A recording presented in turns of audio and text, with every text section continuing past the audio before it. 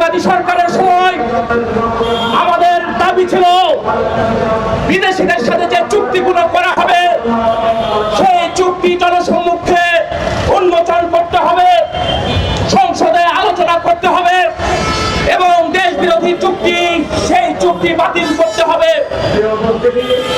আওয়ামী ফ্যাসিবাদী সরকার দেশের স্বার্থ জলাঞ্জলি দিয়ে একের পর এক দেশ বিরোধী চুক্তি করেছে। হাজার হাজার যুবক তরুণদের প্রাণের বিনিময়ে একটা গণঅভ্যুত্থানের পর যে সরকার গঠিত হয়েছিল, আমরা সেই সরকারের কাছে দাবি করেছিলাম যে বিদেশিদের সাথে যে দেশ বিরোধী চুক্তি সেই চুক্তি বাতিল করা হোক এবং আমাদের এই চুক্তিগুলো উন্মুক্ত করা হোক। অন্তর্বর্তীকালীন সরকার সেটা করে নাই, শুধুমাত্র সেটা করে নাই এটাই নয়, আমাদের চট্টগ্রামের বন্দর বিদেশি কোম্পানিগুলোকে ইজারা দেওয়া হয়েছে এবং নির্বাচনের মাত্র 3 দিন আগে আমাদের দেশের স্বার্থকে বিকিয়ে দিয়ে আমেরিকার সাথে এই বাণিজ্য চুক্তি করা হয়েছে। আমেরিকা কি সেটা আমাদের বলার আর অপেক্ষা রাখে না। ইরান, ফিলিস্তিন, ভেনেজুয়েলা সহ বিভিন্ন দেশে একের পর এক আক্রমণ করছে, বাণিজ্য অবরোধ আরোপ করে লক্ষ লক্ষ কোটি কোটি মানুষকে একটা মানবতার জীবনের দিকে ঠেলে দিয়েছে এবং সারা বিশ্বে আজকে তারা একটা তাণ্ডব লীলা চালাচ্ছে। সেই আমেরিকার সাথে এই ধরনের একটা নতজানু এবং তাবেদারি চুক্তি আমরা মনে করি সেটা আমাদের দেশের জন্য ভয়াবহ বিপর্যয় হবে। আমাদের দেশের সার্বভৌমত্ব, কৃষি, শিল্প সমস্ত কিছুকে ধ্বংস করার আয়োজন এই চুক্তির মধ্য দিয়ে হবে। আমাদের দেশ কার সাথে বাণিজ্য করবে, আমাদের দেশ কোন দেশ থেকে পণ্য কিনবে, আমাদের দেশের চাহিদা কতটুকু সেটা তো বাংলাদেশের জনগণেরই নির্ধারণ করার কথা।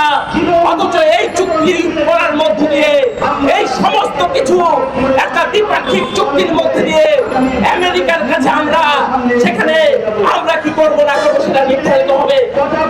আমাদের দেশের ব্যবসায়ীরা, ওই যে গার্মেন্টস ব্যবসায়ীরা, পোশাক ব্যবসায়ীরা যখন শুল্ক আরোপ করেছিল আমেরিকা, তখন তারা একটা সমঝোতার জন্য এই চুক্তি করেছিল।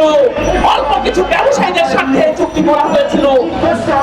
মার্কিন যুক্তরাষ্ট্র আপনারা জানেন যে আমেরিকা যে শুল্ক আরোপের যে নীতি, সেই নীতিকে সুপ্রিম কোর্টে অবৈধ ঘোষণা করেছে।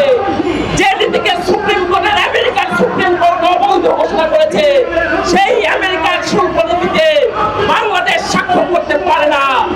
আমরা এই বিষয় নিয়ে সংসদে আলোচনা হোক, এটাই আমাদের ছিল, এটাই আমাদের চাওয়া ছিল যে ক্লজগুলো বাংলাদেশের স্বার্থ বিরোধী সেই বিষয়ে আপত্তি জানানো হোক।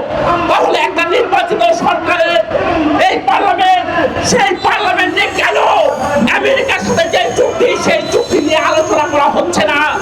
এই চুক্তি কেন যে নির্বাচনের আগে 3 দিন আগে যখন সম্মতি দিল, সেই সময় নিরাপত্তা উপদেষ্টা এখন যে পররাষ্ট্র মন্ত্রী হয়েছে খলিলুর রহমান বলেছে জামাত এবং বিএনপির সম্মতি আছে। তাহলে বিএনপির সম্মতি আছে এটাই কি আমরা ধরে নেব? ওই যে প্রধানমন্ত্রীর উপদেষ্টা জাহিদুর রহমান বলেছে যে এই চুক্তি বাতিল করা যাবে না। কেন যাবে না? দেশ বিরোধী যদি হয়, জনগণের স্বার্থের বিরুদ্ধে যদি হয়, তাহলে সেই চুক্তি কেন বাতিল করা যাবে না? বন্ধুগণ, ফলে আজকে আমরা আমাদের স্পিকারকে স্মারকলিপি দিচ্ছি এই জায়গা থেকেই যে আপনারা সংসদে আলোচনা করুন এবং যে চুক্তিতে আমাদের আপত্তি করার কথা, আমাদের দেশের স্বার্থ বিরোধী সেই চুক্তিগুলোর ব্যাপারে আপত্তি